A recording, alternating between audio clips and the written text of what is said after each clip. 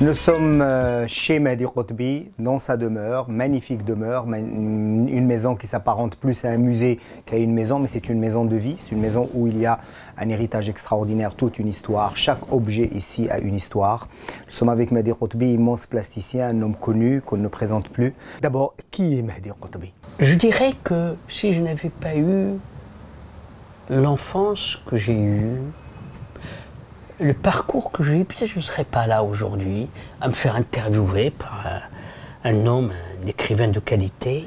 Vous ne pouvez pas tout avoir dans la vie. Et je trouve que je suis bien là où je suis. Je viens d'un milieu modeste, un milieu qui était très dur. Moi, c'est mon passé qui m'a façonné. C'est mon histoire qui est très belle en plus, parce que malgré les moments de difficulté de mon enfance, parce que ces moments de difficulté n'ont fait que renforcer en moi cette envie de me battre, cette envie d'avoir une passion. Et je ne veux surtout pas qu'il puisse y avoir quelqu'un qui viendrait me plaindre, en disant le pauvre, non pas du tout. Heureusement que j'ai eu le passé que j'ai eu, avec les difficultés que j'ai eues, car comme je vous le disais, ça m'a construit, ça m'a façonné. Comme dirait un proverbe de Chino qui dit « Il vaut mieux que notre fin soit mieux que notre début ». Ce début vous accompagne toujours parce que vous n'oubliez pas, mais ce rappel de l'histoire est tout aussi important pour vous parce que il vous sert d'ancrage pour voir aujourd'hui où vous en êtes arrivé. Selon vous, qu'est-ce qui a fait que le petit Mehdi s'en est sorti?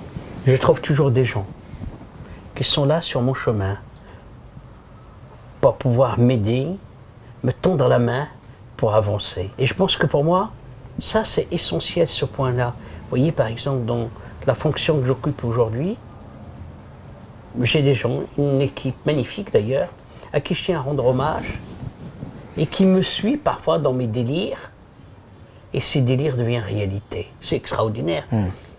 Je rêve de faire par exemple de la croix, mais je crois qu'aujourd'hui de la croix est à portée de main.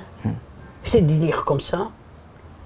Mais des délires qu'on réalise, c'est magnifique. Ouais, mais en parlant de délire, justement, c'est tout aussi bien un délire de ramener Picasso au Maroc, de ramener Giacometti au Maroc, et Delacroix devient tout à coup si facile, puisqu'on a eu Picasso et on a eu Giacometti. Ça, écoutez, vous avez raison, le monde des musées est un petit monde, et ce monde des musées se passe l'information. Je voudrais rendre un hommage très particulier à Sa Majesté le Roi. Car sans lui, rien n'aurait été possible. Tout à fait. Rien n'aurait été possible. Vous savez, c'est extraordinaire de voir ce visionnaire qui est Sa Majesté, de voir aujourd'hui que la culture est le meilleur vecteur à la fois de communication entre les peuples, de développement social et humain. Et regardez, Sa Majesté a eu cette vision longtemps avant tout le monde. Et aujourd'hui, nos musées, grâce à la volonté royale, regardez où sommes-nous aujourd'hui. Vous avez fait en sorte de ramener la discussion très vite vers Sa Majesté le Roi. Je voulais vous poser des questions. Quelle est la nature de votre rapport avec Sa Majesté? Écoutez, c'est un rapport de, si je peux me permettre, qu'il me pardonne, d'une affection respectueuse à son égard. Quelqu'un que j'ai eu la chance de connaître, profondément humain. J'ai toujours senti, quand je l'ai connu alors qu'il était prince héritier, ce côté qu'il avait où il était toujours en train de penser à l'autre. C'est un grand homme. Il a été toujours un grand homme, mais il l'est encore plus aujourd'hui. Cela s'est vérifié, le passage du prince héritier au souverain aujourd'hui a confirmé toutes les attentes d'un peuple, puisque aujourd'hui, cette vision, cette clairvoyance guide cette nation qui aujourd'hui est devenue un véritable phare, non seulement en Afrique, mais dans tout le pourtour méditerranéen. Écoutez, le Maroc aujourd'hui est cité en exemple. Il est cité en exemple sur les avancées, sur la manière d'avoir maîtrisé d'abord la sécurité de ce pays. C'est important. Vous savez, j'aurais jamais pu convaincre le musée Picasso, le centre Georges Pompidou bientôt, ou le musée, ou la fondation Giacometti, s'il n'y avait pas d'abord une chose essentielle qui est la sécurité.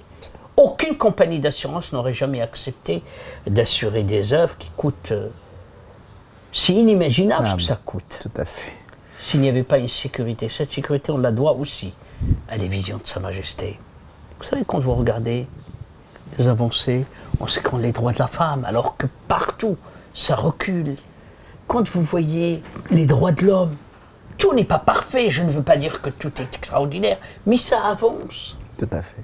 Parce que ce n'est pas, vous savez, j'allais dire que nous avons un devoir tous marocains d'aider notre roi. On a parlé de Sa Majesté le roi Mohamed VI, mais vous avez connu tant de chefs d'État et vous avez surtout connu aussi le père de Mohamed VI, vous avez connu aussi Hassan II. Je n'ai jamais eu une longue conversation avec Hassan II, c'est une petite conversation. Et Hassan II, c'était difficile d'avoir une conversation avec lui pour une raison très simple. Quand il parlait, comment vous expliquer? Comme quelqu'un qui brode des mots. Vous ne pouvez pas arriver, vous, et dire un seul mot. Tellement bien brodé. Vous n'arrivez pas. Et je comprends très bien l'émotion des gens devant un grand souverain comme ça, qui était à la fois, qui avait un esprit d'une vivacité incroyable, qui avait Une grande éloquence. une intelligence, qui savait manier la langue de Molière avec une telle dextérité que j'étais constamment, quand j'ai eu la chance de le voir, les quelques fois où j'ai eu la chance de le voir grâce à Moulay Ahmed Alaoui, et je remercie d'ailleurs Moulay Ahmed, que Dieu ait son âme aussi, de m'avoir pris par le bras, par la main, et de m'avoir conduit auprès de Hassan II. J'ai envie de vous poser aussi des questions sur des chefs d'État que vous avez fréquentés, que vous avez connus. La France est plus proche de nous. Il y a récemment, vous avez assisté à ce déjeuner entre François Hollande, Sa Majesté Mohamed VI, et vous étiez présent avec beaucoup d'autres personnes. Beaucoup. On était 15 personnes. 15 personnes. Donc c'est pas beaucoup. fait. Ça faisait le tour d'une table. C'est essentiel à préciser. Parce que c'est un privilège rare. Et je peux vous assurer que parfois, je vous jure que c'est la vérité, il y avait bien sûr l'honneur d'avoir Sa Majesté. En face, il y avait François Hollande. Et moi, j'étais... Écoutez, il y avait 2 personnes à ma droite entre Sa Majesté et moi, et 3 personnes à ma gauche entre Hollande et moi. Parfois, je me pince pour dire ouais, Daoul Taqaddoum, le fils du Taqaddoum qui est là en train de déjeuner à l'Élysée avec 2 chefs d'État. Ça m'est arrivé la même chose quand j'ai eu l'honneur d'accompagner Sa Majesté et le bonheur d'avoir accompagné Sa Majesté en Russie. J'étais convié au déjeuner offert par Poutine en l'honneur de Sa Majesté. Et j'étais assis, je regardais Poutine, Sa Majesté. Et là, je me plaçais, je dis, c'est pas possible, c'est bien toi. Donc c'est vrai, je reste encore à me dire souvent, quel chemin parcouru. Tout à fait. Entre les rues de Taqaddoum et l'Élysée, et d'autres lieux. Tout à fait. Tout à fait. Quel regard portez-vous sur un personnage comme François Hollande? Hollande est profondément bon, d'abord parce qu'il aime la vie, il est drôle. En plus de ça, il m'a honoré de la plus haute distinction, commandeur de la Légion d'honneur, qu'il m'a remis lui-même à l'Élysée.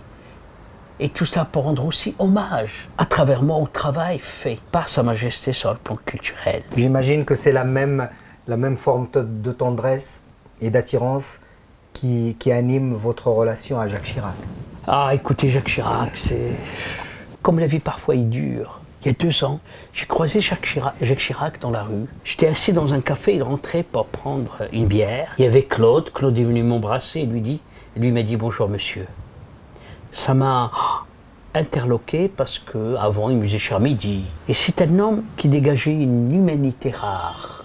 Car l'humanité se façonne, comme on parlait tout à l'heure, se construit dans les douleurs que nous avons vécues, dans les souffrances. C'est ça, c'est ces souffrances-là qui vous rendent humain.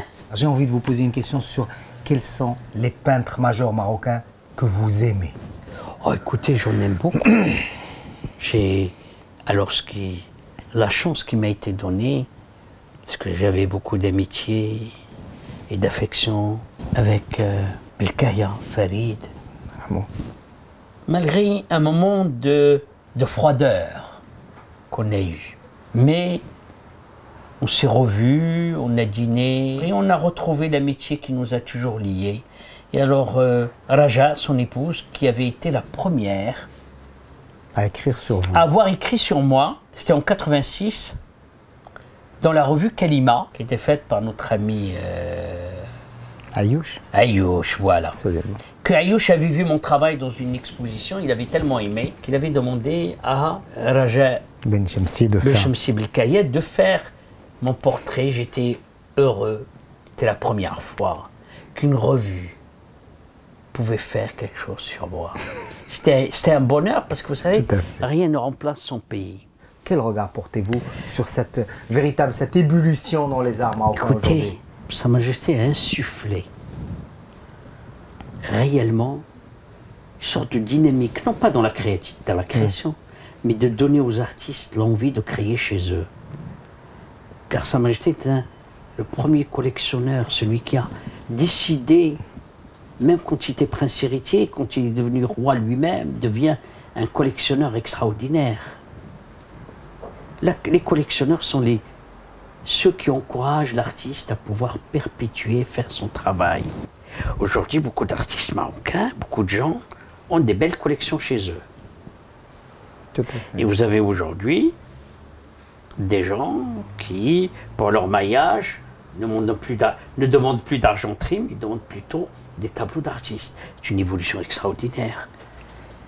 Aujourd'hui, l'école marocaine est une école extrêmement respectée. Aujourd'hui, vous avez des artistes du Tétouan, pas que, qui sont présentés à la Biennale de Venise. C'est assez exceptionnel, ça. Tout à fait. Donc ça veut dire qu'on a une véritable dynamique de la création artistique, sans oublier la création littéraire. Imaginez, nous avons deux lauréats du prix Goncourt qui sont marocains. Tahar Benjeloun, pour qui j'ai beaucoup d'estime. Leïla Slimani, que j'ai revu récemment lors du déjeuner. Et donc c'est un bonheur. Tout à fait. Et puis il y a énormément d'autres écrivains qui sont aujourd'hui exceptionnels. Vous voyez, donc c'est un bonheur de voir un pays où vous arrivez, en fin de compte,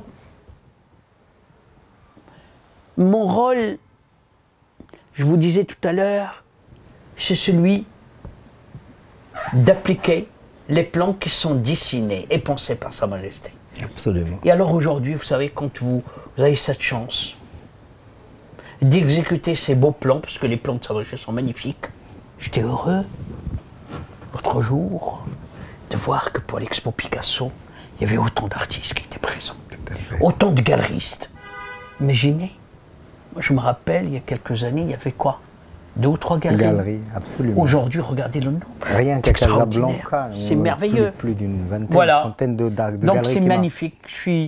Je peux vous dire, après 37 ans de vie à Paris, je suis tellement heureux d'être là. En 17 ans de règne, c'est impressionnant. Impressionnant. Le pays est transformé. Écoutez, quand vous avez des autoroutes, mais c'est extraordinaire. Aujourd'hui, les villes sont belles. Il faut que nous aussi, nous aidons ce roi à continuer cette œuvre gigantesque de la modernisation et à moderniser le pays. Merci beaucoup, Mehdi Rohtabi, pour ces moments.